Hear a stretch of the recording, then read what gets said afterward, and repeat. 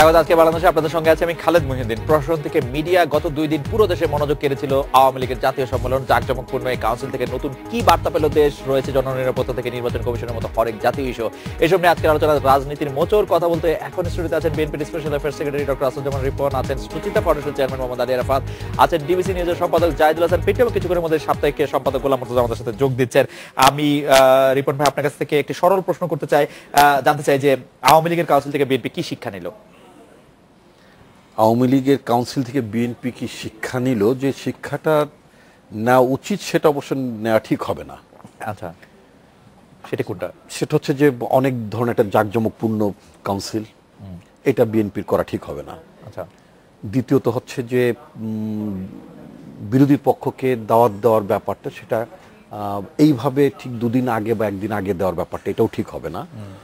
তৃতীয়ত হচ্ছে যে এই যে সম্মেলনটা হলো, এই সম্মেলনটার মধ্যে সাধারণত একটা পলিটিক্স ইভলভ হয়, একটা নতুন রাজনীতি থ্রো করার ব্যাপার, নতুন এই ধরনের কোনো কিছু আমরা বিএনপি যাতে ভবিষ্যতে এরকম একটা সম্মেলন করার জন্য, একটা সেক্রেটারি জেনারেল পরিবর্তন করার জন্য বা কিছু লোককে পদায়ন করার জন্য, যদিও বাংলাদেশে আমার দলেও আই মাস্ট সে আমাদের দলেও যে এর চেয়ে খুব ব্যতিক্রম কিছু করে তা আমি বলছি না, কিন্তু নতুন জেনারেশন বাংলাদেশের রাজনীতি সম্পর্কে যে একটা হতাশ অবস্থা আছে, এটা কাটানোর জন্য আমাদের রাজনৈতিক দলগুলোকে যেই ধরনের দিক নির্দেশনা দেওয়া উচিত ছিল, আমাদের নেতৃত্বকে যেভাবে আরও উন্নত ভাবনা দেওয়া উচিত ছিল, সেটা আওয়ামী লীগ দিতে পারেনি। বিএনপিও যে খুব দিতে পেরেছে তো আমি বলবো না, তবে আমার মনে হয় এই বৃত্ত থেকে আমাদের বেরিয়ে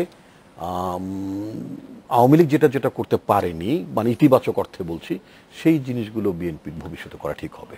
মোহাম্মদ আলী আরাফাত, আপনি কি পর্যবেক্ষণ করছেন যে এই কাউন্সিলে যে কাউন্সিলররা কেন্দ্রীয় নেতৃত্ব নির্বাচনে আসলে কি ভূমিকা রাখলো? আমি কাউন্সিলরদের ভূমিকা আসলে অনেক প্রশ্ন করেও আমি আসলে জানতে পারি নাই। কারণ যদি একটু প্রশ্নটা এরকম করি যে সাধারণ সম্পাদক কে হবেন 2 দিন আগে থেকে কাউন্সিলররা কেউই জানতেন না, সবার মধ্যে এক ধরনের গুজব ছিল, অন্যরকম কথাবার্তা ছিল। আসলে কাউন্সিলরদের কি ভূমিকা কাউন্সিলের মধ্যে বা হাতরে যা ছাড়া? না, আপনি যেটা হয়তো বলতে চাচ্ছেন যে মূল বিষয়টা তো কাউন্সিলরদের আসলে ভোট করা এবং তাদের ভোটের মাধ্যমেই নির্বাচিত হওয়া, কিন্তু বাংলাদেশের রাজনৈতিক সংস্কৃতিতে কিন্তু দলগুলোর মধ্যে এই জায়গাটা এখনো আমরা ডেভেলপ করতে পারিনি। তবে একটা জিনিস যেটা হচ্ছে যে মাননীয় প্রধানমন্ত্রী কিছুদিন আগে তার একটা প্রেস কনফারেন্স উনি বললেন যে সিদ্ধান্ত যেগুলো হয় সেগুলো মোটামুটি সবার সাথে আলাপ আলোচনা করে তার ভিত্তিতে সিদ্ধান্তগুলি হয়। হয়তো সরাসরি ভোটের যে বিষয়গুলি বা ওগুলো হয়তো হয় না, but at the same time কাউন্সিলরদের ধরেন আপনার ওই যে দ্বিতীয় দিনে সেকেন্ড হাফে যে আমরা যেটা দেখলাম যে গণমাধ্যমে প্রবেশ নিষেধ ছিল এবং কাউন্সিলররা কিন্তু সবাই ছিল এবং সেখানে কিন্তু খুবই আপনার এক ধরনের ইনডেপথ আলোচনা হয়েছে বিভিন্ন বিষয়গুলো নিয়ে। এবং গণমাধ্যম ছিল না, আমরা কিভাবে জানবো যে এটা আসলে ইনডেপথ আলোচনা হয়েছে কিনা? না, এটা পরবর্তীতে এসে তারা যখন বের হয়ে আসলো তখন তো তাদেরকে গণমাধ্যম প্রশ্ন করলো এবং তারা বললো, এইভাবেই আমরা জানলাম। আর যেটি হয়েছে যে ওই গণমাধ্যম না থাকার কারণটা হচ্ছে তখন তো এটা তাদের পার্টি ফোরামে তাদের যে মিটিংটা, এটা মানে ওইখানেই কাউন্সিলরদের মূল জায়গাটা আর কি। মানে 2 দিন ধরে ধরেন এক ধরনের শো ডাউন সেলিব্রেশন অনেক কিছু হচ্ছে, একজনের সাথে একজনের দেখা সাক্ষাৎ, হ্যাঁ, সবাই একত্রিত হয়, এটার মধ্যে একটা আলাদা আমি মনে করি তাৎপর্য আছে। কিন্তু ওই সেকেন্ড হাফের ওই সময়টুকু হচ্ছে মূল সময়টা, যেখানে কাউন্সিলররা আসলে মানে can be part of the discussion, তাদের ওপিনিয়ন দিচ্ছে। এখন একটা জিনিস যেটা হচ্ছে যে ধরেন একটা কালেকটিভ ডিসিশন মেকিং এ যেটা হয় সাংগঠনিক জায়গা থেকে দাঁড়িয়ে, যে আপনার সবাইকে একটা কনসেনসাসে এনে একটা সিদ্ধান্ত হওয়া ডিফিকাল্ট। এখানে অনেকের অনেক ধরনের পছন্দ এই জায়গাগুলি থাকবে, ডিফারেন্স অফ ওপিনিয়ন, এবং সেখানে কিন্তু সবাই সবার মতামত দিচ্ছে, কেউ কোনোটা বিরোধিতা করছে, সবকিছু করছে, কিন্তু শেষ পর্যন্ত এসে যে বলছেন যে সভানেত্রী সভাপতি যে সিদ্ধান্ত দিবেন সেই সিদ্ধান্ত আমরা মেনে চলবো, এটাও কিন্তু এটা আপনি বিউটি বলেন বা এটা মানে ব্যাকওয়ার্ডনেস বলেন, মানে এটা একটা বৈশিষ্ট্য ডেমোক্রেসি। মানে আসলে ওই রিপাবলিকান পার্টির নেতা আমেরিকার বা ডেমোক্রেটিক পার্টির নেতা, আর এখানে শেখ হাসিনা আওয়ামী লীগের সভানেত্রী, বা on the other hand Begum Khaleda Zia BNP সভানেত্রী, একটু আলাদা। মানে শেখ হাসিনার ক্ষেত্রে তো দেখা যাচ্ছে উনি নিজে একটা ব্যক্তি, একটা ইনস্টিটিউশন হয়ে দাঁড়িয়ে গেছে। মানে আমরা তো এটাও দেখলাম, আমি ব্যক্তি ইনস্টিটিউশন হওয়া ভালো না খারাপ? না, ব্যক্তি ইনস্টিটিউশন হওয়া ভালো ক্ষেত্র বিশেষে, এটা ডিপেন্ড করে। ধরুন এরকম ব্যক্তিত্ব যদি ইনস্টিটিউশন হয়ে দাঁড়ায় তখন কিন্তু আপনার তাকে প্রয়োজন হয় আপনার অন্যান্য ইনস্টিটিউশন ডেভেলপ করতে, ইভেনচুয়ালি গণতন্ত্রকে একটা ভিত্তির উপর দাঁড় করানো। যেমন ধরেন মানে আপনি মার্কিন যুক্তরাষ্ট্রের কথাই যদি বলেন, একবার ইন দ্য ভেরি বিগিনিং, প্রথম থেকে তারা যেভাবে আপনার তাদের সংবিধানটা রচনা করার পর ইনস্টিটিউশনগুলো ডেভেলপ করেছে এবং গ্র্যাজুয়াল প্রসেসে, এবং ইভেন তাদের স্লেভারির মতন একটি বিষয়কে বাতিল করতে আব্রাহাম লিঙ্কন 16তম প্রেসিডেন্ট সেই পর্যন্ত ওয়েট করতে হয়েছে, এবং উনি কিন্তু অনেকটা রক্তের উপর দিয়ে আপনার এক ধরনের সেটা আসলে যতটা আব্রাহাম লিঙ্কনের জন্য হয়েছে আপনি সেটা আরো ভালো জানবেন, ততটা এটা চাহিদাও তৈরি হয়েছিল পুরো আমেরিকান নাগরিকদের মধ্যে থেকেও। সেটা নেতৃত্ব তো আব্রাহাম লিঙ্কন দিয়েছেন। এখানে নেতারা কিন্তু কেউ এককভাবে কোনো কিছু করতে পারে না, যেমন ধরেন বঙ্গবন্ধু এককভাবে বাংলাদেশ স্বাধীন করেন, কিন্তু স্বাধীনতা যুদ্ধের নেতৃত্বটা উনি দিয়েছেন, বা মহাত্মা গান্ধীও যে কাজটি, সেইখানে আব্রাহাম লিঙ্কনের যে অবদানটা। তো এখানে কিছু কিছু মানে ইতিহাস তৈরির জন্য, মানে ক্রিয়েট করার জন্য, পেভ করার জন্য, হ্যাঁ ফাউন্ডেশন ক্রিয়েট করার জন্য কখনো কখনো শেখ হাসিনার মতন নেতৃত্ব ইনস্টিটিউশন হয়ে যদি ইভলভ করেন তাহলে আসলে দেশ জাতির জন্য ভালোই হয়। আমি ছোট্ট করে যেটা ভুলে গেছিলাম, শেখ হাসিনা একবার বলছিলেন যে উনি আসলে আর হতে চান না, বা না আমি বলছি যে ওই ক্লোজ ডোর এটাতে কয়েকজন কাউন্সিলর বেরোয় আসছি, তাদের সাথে কথা হলো, দে গট ইমোশনাল। তারা বলছে আমরা জীবন দিয়ে দিব কিন্তু নেত্রী হবেন না, এটা আমরা মানতে পারি।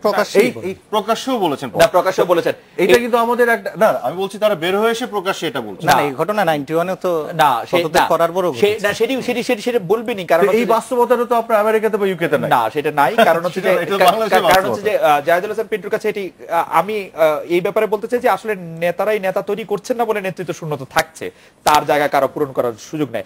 জাহিদুল হাসান পিন্টুর কাছে জানতে চাইবো যে গণমাধ্যম আওয়ামী লীগের সম্মেলনকে, কাউন্সিলকে যে পরিমাণ গুরুত্ব দিল, আমরা কোনোদিন দেখেছি কিনা কোন দলের কাউন্সিলকে এতটা গুরুত্ব দিতে? এর কারণ কি আসলে, আপনি কি মনে করেন?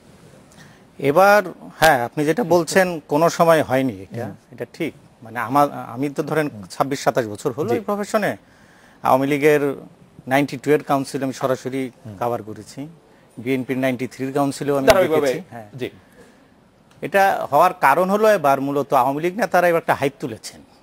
প্রতিদিন তারা এই সরার উদ্যান ভিজিট, এটা মূলত কিন্তু টিভিগুলো এটা বেশি রেখেছে, টিভিগুলোর এমনি নিউজের ক্রাইসিস থাকে, এটাও ছিল, এটা কিন্তু একটা ব্যাপার। হ্যাঁ, টিভিগুলোর এমনি নিউজের ক্রাইসিস থাকে, গত কয়েকদিন ঘটনা ঘটছে না, তারপরে প্রতিদিনই আপনার তারা মাঠে যাচ্ছেন। ওবায়দুল কাদের তো কোথাও গেলে এমনি নিউজ হচ্ছে, সৈয়দ আশরাফ যাচ্ছেন, আমরা নিউজ করছি কেন করছি, মানে ওবায়দুল কাদের কথার গুরুত্ব কি আসলে?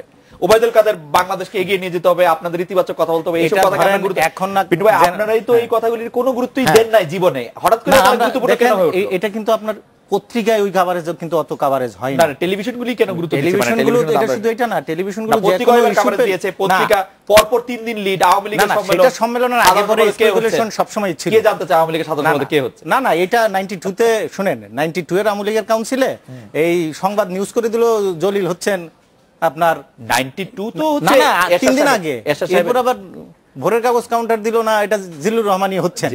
মানে কভারেজ কিন্তু 3 দিন আগে থেকে এগুলি হচ্ছিল, পত্রিকায় হয়, স্পেকুলেশন গুলো হয়। কিন্তু এইবার যেটা হয়েছে ওই যে প্রতিদিন হাইপ তোলা, যেটা যাচ্ছেন বিশাল আপনার 50,000 লোকের খাওয়ার ব্যবস্থা করছেন, এটা একটা কাজ। আবার 150 ফিট লম্বা একটা নৌকা বানাচ্ছেন, এটাও একটা নতুন করলো। তারপরে 10টা দেশের 55 জন অতিথি আসতেছেন।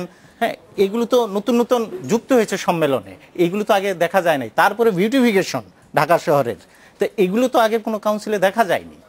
সেগুলি থেকে গণমাধ্যম উৎসাহ নিল, এটা টিভি গুলো নিয়েছে, এটা তো আপনার পত্রিকা ওইভাবে লুফে নেয় না, করেছে তুলনামূলক। আমি যদি সবচেয়ে বেশি করেছে, আমি জানতে চাইছিলাম যে এইগুলো আপনার, আমি যেটা আবারও বলছি, ওই মাপের নিউজ যদি না থাকে এগুলি কভার করবে। এই নিউজটাই উল্টে যেত, এই নিউজটা আপনার উল্টানো সম্ভব ছিল রিপন ভাইয়ের নেত্রী যদি ওখানে গিয়ে হাজির হতো, কি করতেন?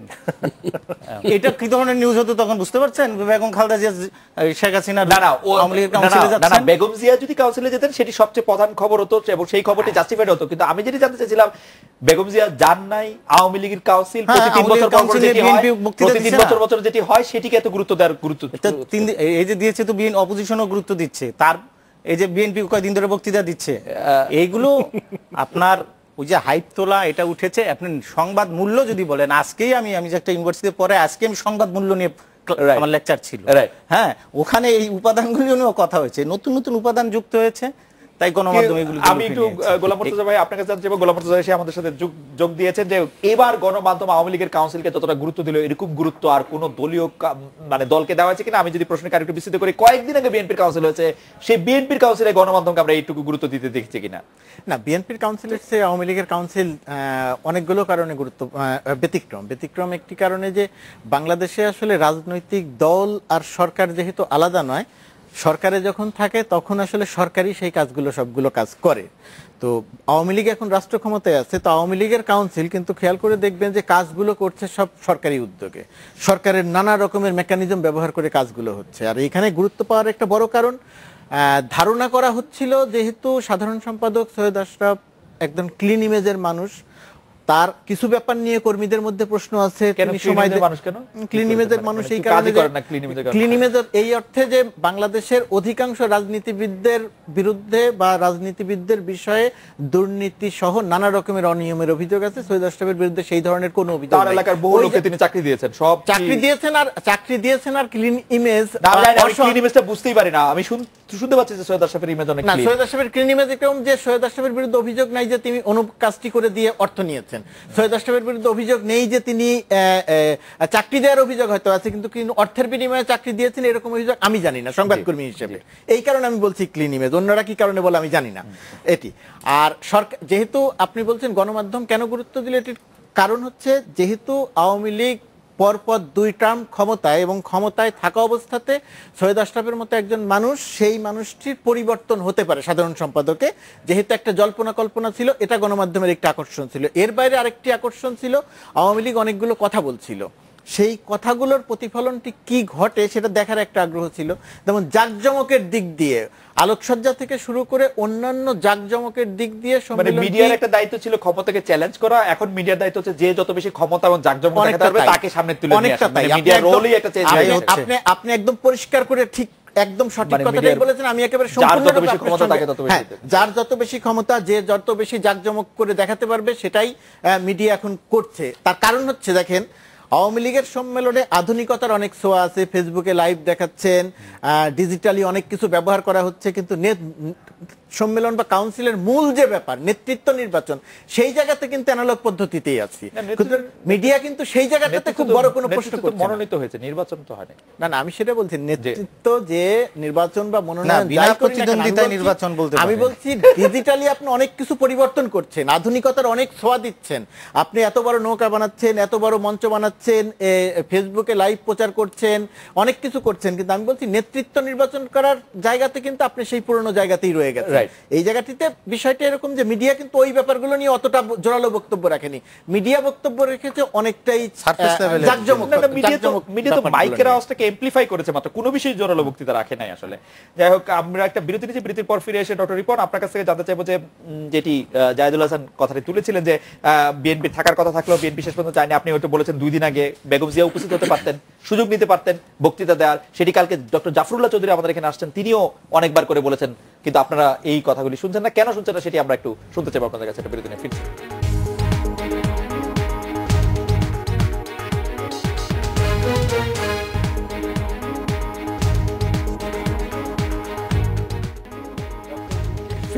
বাংলাদেশের ডক্টর আসুজ্জামান রিপন, মানে বেগম জিয়া উপস্থিত হলে বিএনপির কোনো ক্ষতি হতো কিনা সম্মেলনে গেলে?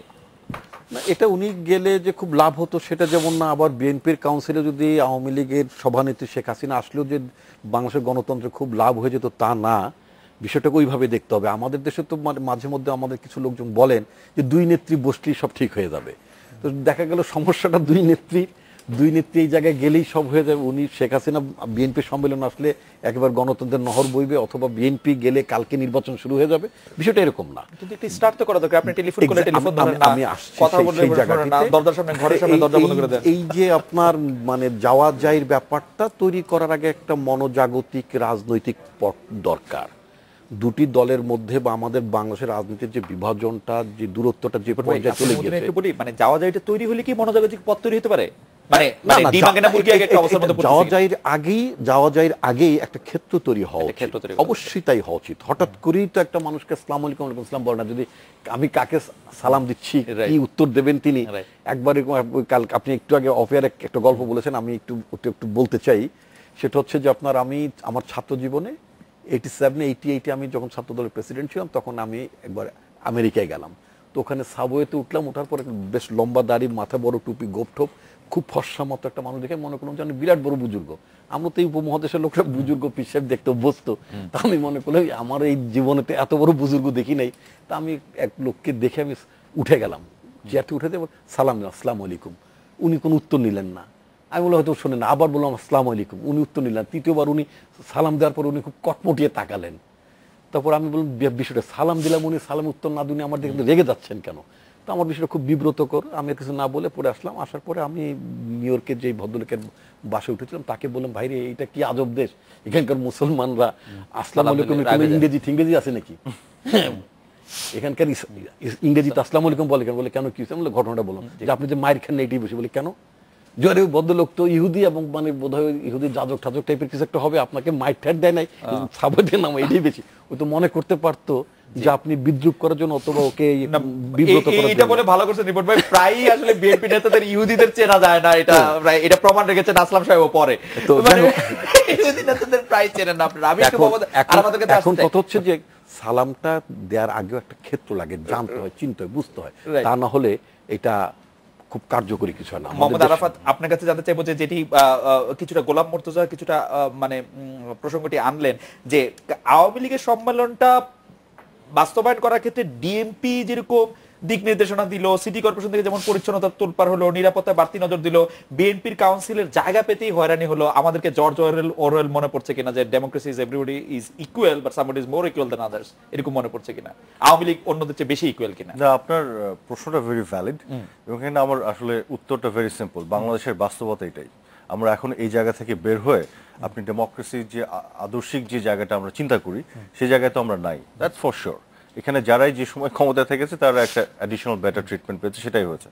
Awami League as a political party and Sheikh Hasina as a leader, ওনার একটা আলাদা ট্রিটমেন্ট পাওয়াটাও স্বাভাবিক এক অর্থে আমি মনে করি, বিকজ তার জীবনের ঝুঁকি এবং সবকিছু নিয়ে এটা বাদ দিয়েও যদি আমি বলি, সেটা বাদ দিয়েও যদি বলি, ধরেন তারপর বাকি যে ঘটনাগুলি দেখছেন এটাই বাংলাদেশ। এখন পর্যন্ত আমরা ডেমোক্রেসি বা কি বলবো আপনার এই ডেমোক্রেটিক কালচারের ওই জায়গায় কিন্তু পৌঁছায়নি। এটা আওয়ামী লীগের জন্য একটু মানে জটিল কিনা, কারণ আওয়ামী লীগ তো আসলে জানতেই পারলো না মানুষ এই সম্মেলনটাকে কিভাবে নিচ্ছে, কারণ একটা খুব কন্ট্রোলড উপায়ে মানুষ সেখানে গেল, মানে যারা কন্ট্রোল উপায় ছাড়া তো উপায় ছিল না। আপনার যত মানুষ অ্যাকোমোডেট করতে হচ্ছে, 1 লক্ষ মানুষ, এখানে আপনার একটা ডিসিপ্লিনের জন্য এটা ছাড়া তো উপায় নাই। আপনি যেটা বলছেন, হ্যাঁ জনবিচ্ছিন্ন হয়ে পড়ছে না আওয়ামী লীগ, তো আই ডোন্ট থিংক সো। এটা মানে জনবিচ্ছিন্ন হওয়ার বিষয়টি আমি মনে করি না, কারণ আপনি যদি পুরো ওয়াইড ওপেন করে ছেড়ে দেন তাহলে বিশাল কিওটিক সিচুয়েশন ক্রিয়েট হবে, তখন তো আরেক ধরনের সমস্যা হবে। সেইটা আমি মনে করি না। আমার মনে হয় এটা ডিসিপ্লিনের জন্য যে মেজার্সগুলো নেওয়া হয়েছে ঠিক আছে, বাট আপনি যেটা বলতে পারেন সেটা হচ্ছে সরকারি কিছু এক্সট্রা সুযোগ সুবিধা সরকারে থাকলে পাওয়া যায়, বিরোধিতা থাকলে পাওয়া যায় না, বরং একটু অসুবিধাই হয়। সেটা বাংলাদেশের রাজনৈতিক সংস্কৃতি। আমি ব্যক্তিগতভাবে এটা সমর্থক নই, বাট এটাই হচ্ছে এই মুহূর্তের বাস্তবতা এবং আগামী বেশ কিছুদিন এই বাস্তবতা থাকবে বাংলাদেশে। আমি মনে করি এত সহজে এটা আপনার উতরে যাওয়ার জায়গায় আমরা এখনো পৌঁছিনি। জাহিদুল হাসান পিন্টু ভাই, আপনার কাছে কি এটা মনে হয় কিনা যে বড় দলগুলি তাদের কর্মীদের সাংবাদিক ভাবেন এবং সাংবাদিকদের কর্মী ভাবেন? দেখেন, এটা দল ভাবে বলে আমার মনে হয় না, সাংবাদিকরা এটা ভাবে। সাংবাদিকরাই নিজেদের এখন দলের কর্মী ভাবা শুরু করেছে। কারণ দল তো সবসময়, শোনেন, পৃথিবীর সর্বত্রই তো এস্টাবলিশমেন্টের সঙ্গে আপনার সাংবাদিকদের একটা দ্বন্দ্ব আছে, সরকারের সঙ্গে একটা দ্বন্দ্ব থেকে থাকে। হ্যাঁ, কিন্তু আমার এখানে কি হয়েছে, সরকার আর সাংবাদিক দেখবেন প্রায় একাকার। বিরোধী দলে গেলেও দেখি যে খালেদা জিয়ার প্রেস কনফারেন্সে গেলেও দেখি ওখানে প্রশ্নের ধরন দেখলে মনে হয় যে ওই দলেরই লোকজন কথা বলছে। সো আপনি এখানে রাজনৈতিক দলকে আলাদা দোষ দেওয়ার আগে নিজের দোষটা আমাদের দেখা উচিত। কারণ আমাদের এই সাংবাদিকদের মধ্যে প্রাইস পোস্টিং, আমাদের এই বিদেশ ভ্রমণ, প্লট, আমাদের নানান চাকরি, হ্যাঁ, নানান সুযোগ সুবিধার একটা লোভ আমাদের মধ্যে জন্মেছে, নানান পারমিট বা প্রমোটারের কাজ করার জন্মেছে।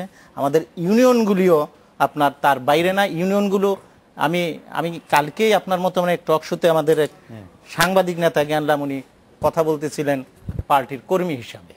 নেত্রী বলতে বলতে হয়রান। তো নেত্রী বলতেই পারেন, কিন্তু ধরনটা, আচরণটা আমি বলছিলাম যে আমাদের আরো স্পেসিফিক বলি, কিন্তু দলের শীর্ষ নেতৃত্ব আসলে সংবাদ জানতে হলে তাদের কর্মীদের কাছ থেকেই জানেন কিনা শুনেন, সেটা যদি বলেন আমি সাংবাদিকদের কাছে বিএনপির নেত্রীর খবর আমি বলতে পারবো না, কিন্তু আমি এই আওয়ামী লীগ নেত্রীর খবরটা আমি বলতে পারবো। কারণ আমি 91 থেকে তো এই আওয়ামী লীগ নেত্রীর সঙ্গে সারা দেশ মোটামুটি আমি ঘুরেছি। হ্যাঁ, এরপরেও ধরেন সরকার প্রধান হওয়ার পরেও দেশের বাইরেও আমি গিয়েছি।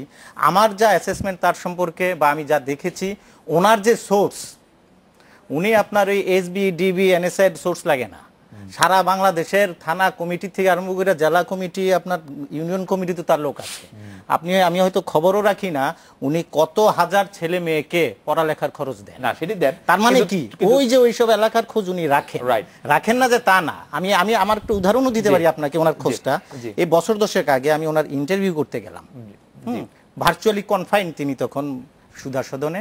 যাই হোক, অনেক চড়াই উতরাই পেরিয়ে যখন তার ইন্টারভিউ করতে গেলাম, সেখানে আপনার তাকে আমি যে কিছু তথ্য দিচ্ছিলাম যে আপনার বিরুদ্ধে আগামীকাল এই মামলার তথ্য তো দিছি, উনি আমার কাছে আরো 10টা মামলা এক্সট্রা দিয়ে দিচ্ছেন, এই মামলাগুলি হবে।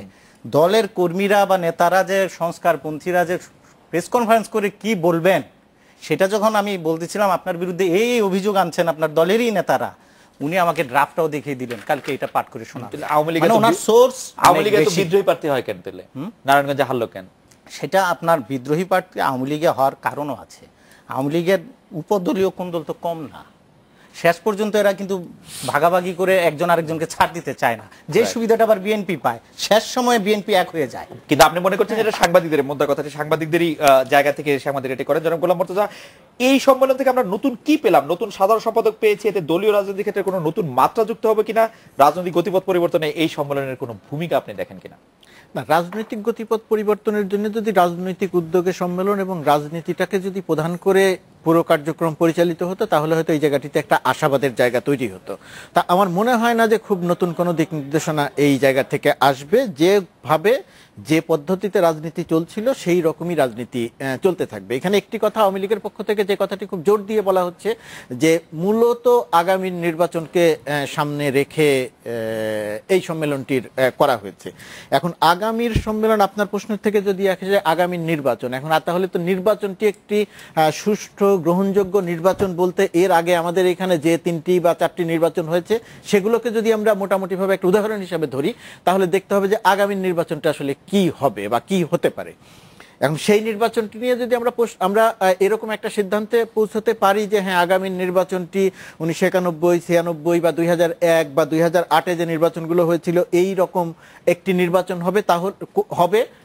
তাহলে আমরা বলতে পারি যে হ্যাঁ, রাজনীতিতে একটা গুণগত পরিবর্তন আসলো। এখন যে দমবন্ধ অবস্থায় আছি তার বাইরে। কিন্তু আমার কাছে মনে হয় না যে বাংলাদেশ আওয়ামী লীগ যে নির্বাচনটি আপনি প্রত্যাশা করছেন সেই নির্বাচনটি হওয়ার পরেই কি শুধু বোঝা যাবে যে নির্বাচনটি ভালো হয়েছে, নাকি আগে হওয়ার পরে না, আগেই বোঝা যাবে যে নির্বাচনটি হবে কি না, সেই আলামতটি বোঝা যাবে। আমার কাছে মনে হচ্ছে যে রাজনীতি যে গতিতে চলছে, আওয়ামী লীগের যে অবস্থান, আওয়ামী লীগের যে ধরন, যে পদ্ধতিতে আওয়ামী লীগ নির্বাচন করতে চায়, এবং এইখানে প্রধান যে রাজনৈতিক দলটি অন্যতম, মানে আওয়ামী লীগের বাইরের যে প্রধান রাজনৈতিক দলটি বিএনপির যে দুর্বল অবস্থান, এই অবস্থানের কারণে আওয়ামী লীগ আরেকটি 2014 মানে 5 জানুয়ারির নির্বাচনই করতে চায়। আওয়ামী লীগ 2008 সালের ওই নির্বাচনটি করতে চায় না। যদি এটি করতে চাইতো তাহলে নিশ্চয়ই একটা গুণগত পরিবর্তনের আমি সম্ভাবনার কথা বলতে পারতাম, কিন্তু আমার কাছে মনে হচ্ছে না যে সেই সম্ভাবনা আছে। মোহাম্মদ আরাফাত, আমরা একটা বিরতি নিচ্ছি, বিরতির পর আপনার কাছে যখন ফিরবো তখন এই রকমই একটি সংখ্যা মির্জা ফখরুল ইসলাম বলেছেন যে কারণ শেখ হাসিনার কথায় বোঝা যাচ্ছে যে তিনি পরবর্তী নির্বাচনে যেমন করে হোক তেমন ভাবে নির্বাচন হতে চান। এই কথাটা কি তিনি বলছেন বিপজ্জনক? আপনার কাছে বিপজ্জনক মনে হচ্ছে কিনা? আমরা একটা বিরতি নিচ্ছি, ফিরছি আপনার কাছে।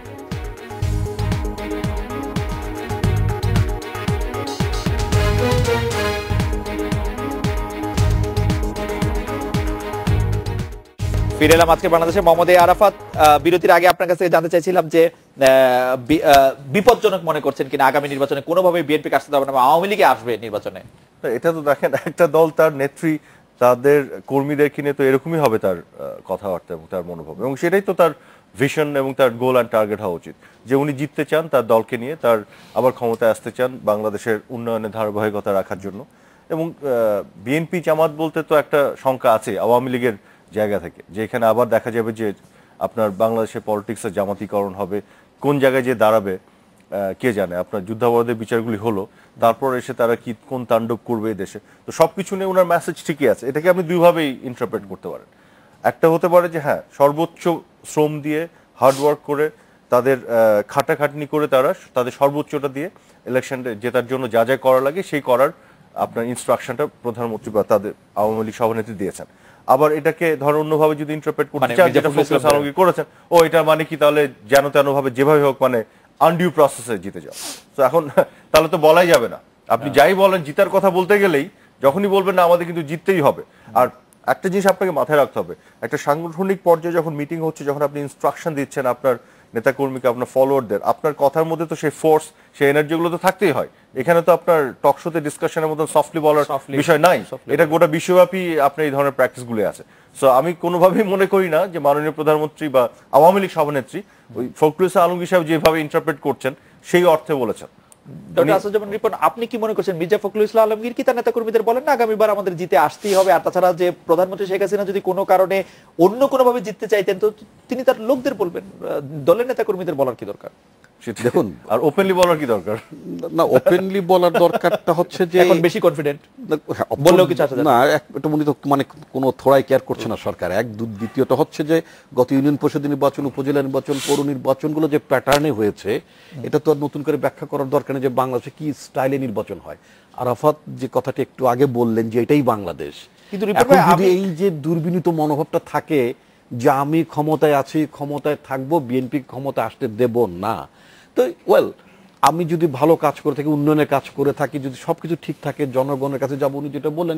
কিন্তু রিপন ভাই, আপনি আমাকে এই জিনিসটা একটু বোঝাতে, আপনারা যখন 5টা সিটি কর্পোরেশন নির্বাচনে জিতলেন এবং তখন বলা হলো যে আওয়ামী লীগের আমলে আপনার 5টা বড় সিটি কর্পোরেশন নির্বাচনে জিতলেন, আপনারা বললেন যে এটা জাতীয় নির্বাচন নয়, এটি স্থানীয় সরকার নির্বাচন, দুটি আলাদা, দুটিকে এক করে দেখবেন না।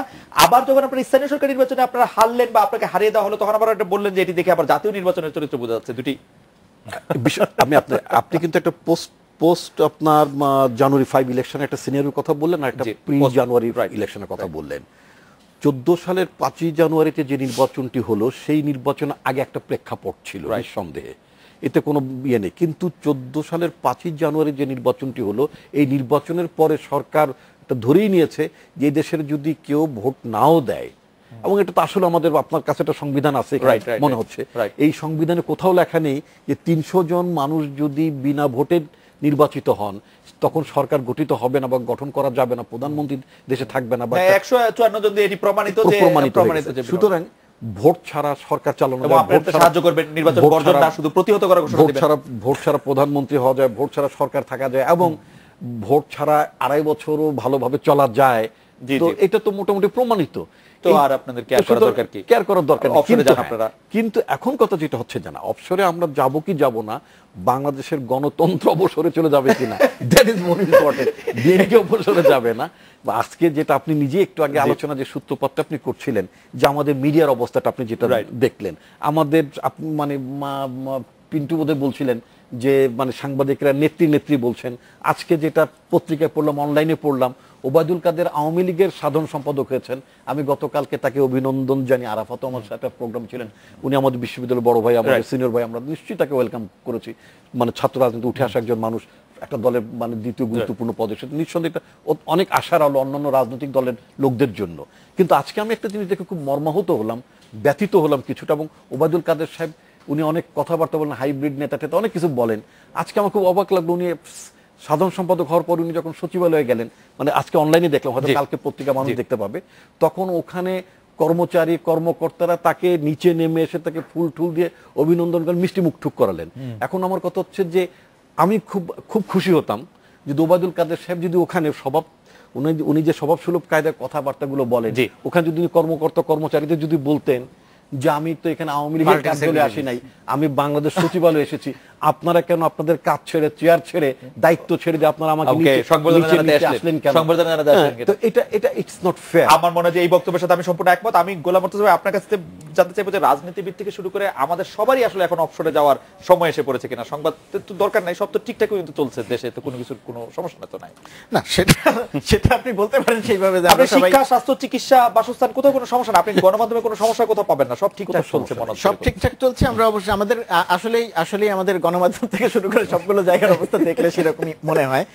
এটি আমাদের একটা দুর্ভাগ্যজনক অবস্থা যে আমরা আমাদের যে কাজটি করার কথা, যে কাজটি করা দরকার, আমরা সেই কাজটি না করে আমরা এক ধরনের কি বলবো, এক ধরনের তোষামোদী কেন্দ্রিক আচরণের মধ্যে আমরা প্রায় সবাই প্রবেশ করে গেছি। এর একটি কারণ হয়তো হয়েছে যে বাংলাদেশে এই প্রেক্ষাপটটা আসলে নতুন তৈরি হয়েছে। নতুন এই কারণে আমরা দীর্ঘদিন সামরিক শাসন দেখেছি, তারপরে এসে আমরা একটি পর্যায়ে ছিলাম যে ক আর খ, এই ক আর খর পরিবর্তনের এই ধারাটি যখন পরিবর্তন হয়ে গেল, তখন আমরা দেখলাম যে যারা কয়ের সঙ্গে আছে তারা নানাভাবে লাভবান হচ্ছে, নানা সুযোগ সুবিধা, প্লট, পদ, নানাভাবে লাভবান হচ্ছে। এখন যারা ওই জায়গাটিতে নাই তারা মনে করছে যে আরে আমি না থেকে তো লস করলাম, আমার তো লোকসান হয়ে গেল, তারাও এক ধরনের প্রতিযোগিতায় লেগে গেল। এই প্রতিযোগিতায় লেগে যাওয়ার কারণে যেটি হলো আমাদের এই সামগ্রিক জায়গাটিতে আমরা গুডউইলটা খুব চরমভাবে নষ্ট করলাম, সাধারণ জনমানুষের কাছে এক ধরনের গ্রহণযোগ্যতা নষ্ট হয়ে গেল। গ্রহণযোগ্যতা নষ্ট হওয়ার সবচেয়ে বড় যে দায়টি পড়লো যে এখন একজন একটি ভালো কথা বললেও মানুষ আর এখন সেটাকে বিশ্বাস করতে চাইছে না কাউকে, কারণ ভালো কথাটি পরের দিনই আবার ভালো কথা থাকছে না। পেটু আমরা একটা বিরতি নিয়ে এসে আপনার কাছে একটু বড় করে শুনতে চাই যে আমাদের বুজুর্গরা সেই তোষামদির ক্ষেত্রে আমাদেরকে পথ দেখাচ্ছেন, মানে আলো বা অন্ধকার যাই নিয়ে হোক, এই বুজুর্গদের সম্পর্কে একটু জানতে চাইবো। আমরা একটু বিরতি নিয়ে ফিরছি আপনার কাছে।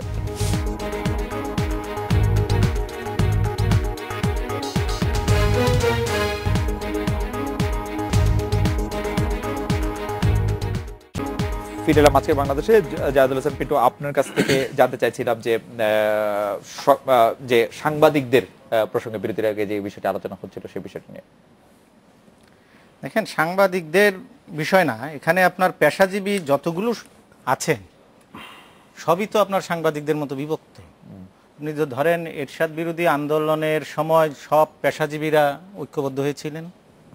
এরপরে 91-এর নির্বাচনের পরে যখন আপনার বিএনপি পাওয়ার আসে, এরপরে চিকিৎসক, শিক্ষক, আপনার আইনজীবী, প্রকৌশলী সব দেখবেন আওয়ামীপন্থী, বিএনপি পন্থী হয়েছে। ঠিক তেমনই আপনার 93-তে সাংবাদিক ইউনিয়নও ভাগ হয়ে একটা আওয়ামীপন্থী, একটা বিএনপি পন্থী।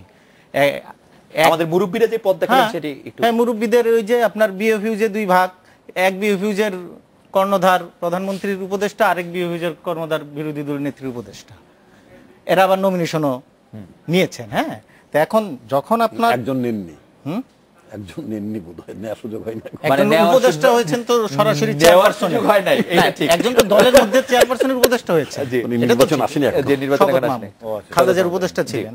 আমি বলছি যে প্রতিটা আপনার শুধুমাত্র সাংবাদিক সমাজটা না, সমাজের নির্বাচন আসেনি, যে নির্বাচন আসেনি, খালেদার উপদেষ্টা ছিলেন।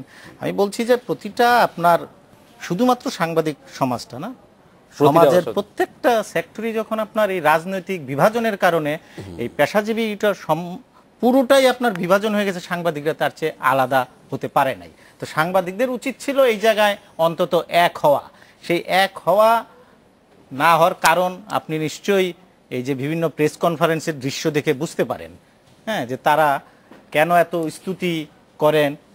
কোনো পাওয়ার লোভ, আর তো কিচ্ছু না।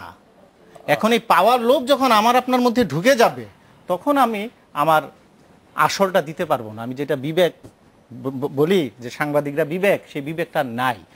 তার কারণ এই সাংবাদিক নেতাদেরই, এটা আমি বলবো সাংবাদিকদেরই দোষ।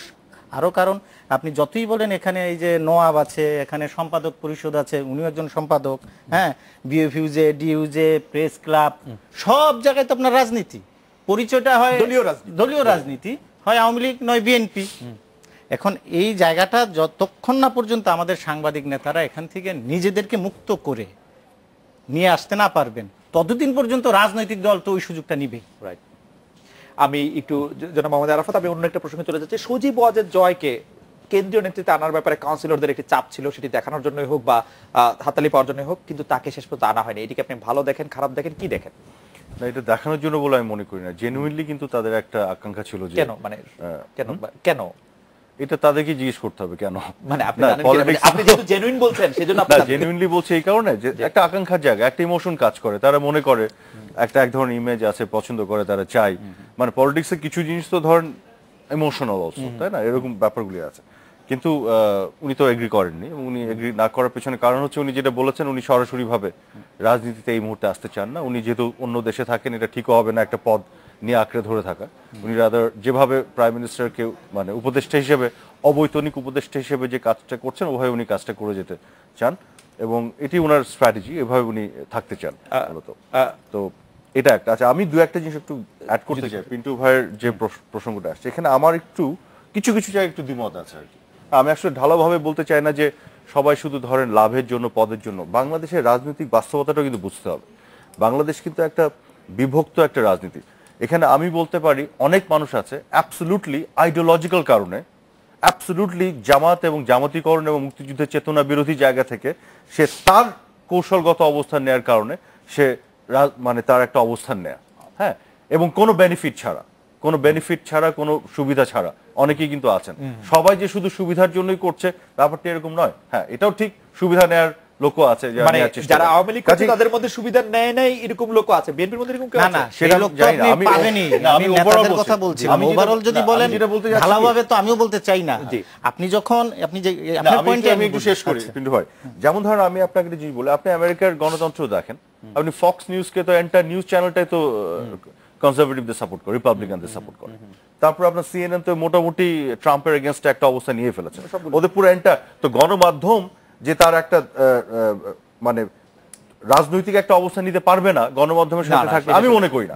আমি যদি এখন মনেই করি আওয়ামী লীগের এখন রাজনৈতিক যে অবস্থানটা এবং সে প্রত্যেকটা স্তরে প্রত্যেকটা ক্ষেত্রে যে তার পলিসিগুলি, যেটা আমি যদি মনে করি আমার দেশ সমাজ এবং দশের জন্য সেটা ভালো, এবং আমি এটাকে যদি নৈতিকভাবে আমার ভিতর থেকে আমি সমর্থন করি সততার সাথে এবং কোনো সুবিধা বাইরে যে যদি আমার এই অবস্থান হয়, ডাজ দ্যাট মিন যে আমি রাইট রোলটা প্লে করছি না? এইটাও একটা আপনাকে বলি, এটাও কিন্তু এক ধরনের ইনটলারেন্স আর অসহিষ্ণুতার বহিঃপ্রকাশ, যে অ্যাজ ইফ আমি হচ্ছে মানে এস্টাবলিশমেন্টের একটু জাস্ট 30 সেকেন্ড এস্টাবলিশমেন্টের বিরোধিতা করলে আমি হিরো, মানে ওই যে কলোনিয়াল মাইন্ডসেট, সারা জীবন তো প্রভুরা শাসন করেছে, আমরা তো ছিলাম প্রজা, তো এখন 200 বছরে এটা মাথা থেকে যাচ্ছে না আমাদের, তো এখন যেন সরকারের বিরুদ্ধে দাঁড়াই গেলে আমি হয়ে গেলাম। আরে আমার দেশের উন্নয়নের স্বার্থে সরকারটাকে, it's not about government and opposition আর anti government, the thing is মুক্তিযুদ্ধের চেতনার পক্ষের যে শক্তি, আমি সেই শক্তির পক্ষে, সে সরকারে থাক বিরোধী দলে থাক, আমার দেশের উন্নয়ন এবং দেশের পক্ষে আমার অবস্থান থাকবে। So that is my stand. এখানে আপনাকে দেখতে হবে যে এটা কি সুবিধার জন্য নাকি আইডিওলজিক্যাল অনেস্ট অবস্থান থেকে একজন, আমরা ওইটাও দেখতে চাই আপনি আপনার আইডিওলজিতে কতটা কম্প্রোমাইজ করতে পারেন। এক মিনিট আমাদের একটা সঙ্গে এক বলে নেই যে যা বলছেন ঠিক আছে, কিন্তু এখানে আপনার যখনই আপনি আমি অ্যাড করছি আপনার সাথে দ্বিমত বলছি, এই যে আদর্শের জায়গায় তো থাকতেই পারে, যখন আপনি রিপোর্টিং এ যাবেন তখন তো তার মঞ্চের ঊর্ধ্বে উঠে আপনি যখন দেখা যায় এর বিরুদ্ধে তখন আপনার কথাটা রেশনাল কথা বলাটা জরুরি। জার্নালিজমের তাত্ত্বিক ভাষায় বলতে হয় যে আপনি অবজেক্টিভিটি আর সাবজেক্টিভিটি আপনি মিলাতে পারবেন না, তখন আপনি অবজেক্টিভ, তখন আপনি সাবজেক্টিভ হতে পারবেন। আমি ডক্টর রিপনের কাছে জানতে চাইবো যে সজীব ওয়াজেদ জয়ের না আসাটাকে কিভাবে দেখছেন? উনি আসতেই পারতেন, এটা আমি মনে করি ওনার দল যদি ওনাকে চায় উনি আসবেন না কেন, বা সেটা একেবারে রাজনীতি কে আসবেন না অ্যাবসলিউটলি তার নিজের ডিসিশনের ব্যাপার। আর তার দল যদি চায় এবং দল যদি মনে করে তাকে সেভাবে পদায়ন করবে, অ্যাবসলিউটলি এটা পার্টি ওয়ার্কার্সদের ডিসিশনের ব্যাপার। আমি ব্যাপারে মনে করি না যে এখানে অন্য কারো বা আমাদের ভিন্ন কোনো মত থাকতে পারে। জনাব গোলাম মুর্তজা, আপনি এই সিদ্ধান্তটিকে বলা হচ্ছে যে অনেক গুরুত্বপূর্ণ সিদ্ধান্ত, এইটিকে আপনি ততটা গুরুত্বপূর্ণ সিদ্ধান্ত মনে করেন কিনা সজীব ওয়াজেদ জয়কে এবার কেন্দ্রীয় নেতৃত্বে না আসা? না, সজীব ওয়াজেদ জয় যে কেন্দ্রীয় নেতৃত্বে আসবে না সেটি আকারে ইঙ্গিতে আভাসে বোঝা যাচ্ছিল, কারণ যেহেতু তিনি নিজে দেশের বাইরে অবস্থান করছেন, তিনি সরাসরি ভাবে চলে আসছেন না, সে কারণে বোঝাই যাচ্ছিল। আর এটি কাউন্সিলরদের চাওয়া, এটা আমি মোহাম্মদ আরাফাতের সঙ্গে একমত, অনেকখানি একমত, যে এখানে ইমোশনের একটি ব্যাপার আছে, আবেগের একটি ব্যাপার আছে, এটি সত্যি। আবার এখানে আরেকটি ব্যাপার, কাউন্সিলরদের যে এত চাপ। মিনিট, আপনি যদি এইটাও একটু বলেন যে দেশের বাইরে থাকাটা সজীব ওয়াজেদের জন্য তিনি বাধ্য কিনা? তিনি তো থাকলে দেশেও থাকতে পারেন, তা তো অসুবিধা নিশ্চয়ই থাকতে পারেন, দেশের বাইরে যাওয়াটা তার এত বড় ফ্যাক্টর না, এত বড় ফ্যাক্টর না, সেটা আমরা এই মুহূর্তে বলতে পারি না, তার কারণ দেশের বাইরে তার কি অবস্থান, সেখানে তিনি কি করছেন, তার কত বড় ব্যবসা বাণিজ্য আছে কিনা, তিনি চাকরি করছেন কিনা, কিভাবে আসছেন সেটা আমরা জানি না, পরিষ্কার করে জানি না। সুতরাং সেই কারণে নিশ্চয়ই সেটা তার গুরুত্বপূর্ণ, না হলে তিনি সেখানে থাকছেন কেন, আসা যাওয়ার মধ্যে আছেন কেন, নিশ্চয়ই এর একটি কারণ আছে।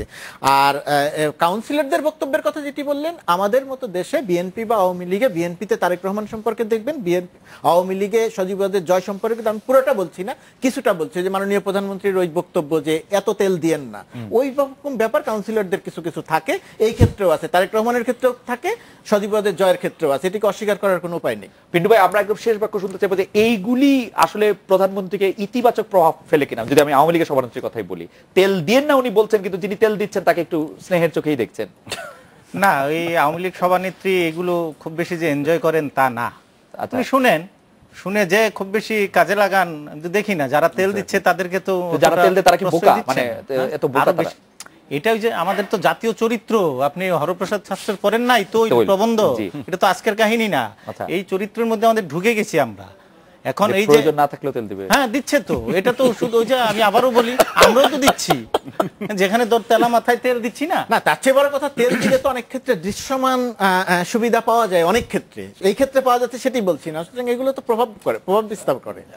তেল দিলে দৃশ্যমান সুবিধা পাওয়া যায়। আমি রিপোর্ট ভাই আপনাকে দিয়ে শেষ করতে চাই, আপনি একটি বা দুটি বাক্য আপনি বলতে পারবেন, আমাদের হাতে 20 সেকেন্ড সময় আছে। দেখুন, তেল দেওয়ার ব্যাপারটি যেটা আমার মনে হয় যে বাংলাদেশে খুবই একটা চর্চিত বিষয়, কম বেশি কেউ এগিয়ে আছেন কেউ পিছিয়ে আছেন, that is a different issue. But আমি মনে করি, আমি একটা কথা বলতে চাই, আমাদের পার্টির প্রতিষ্ঠাতা শহীদ রাষ্ট্রপতি জিয়াউর রহমান, উনি কিন্তু এরকম তেল যদি কেউ দিতে চাইতো উনি তাৎক্ষণিকভাবে থামিয়ে দিতেন।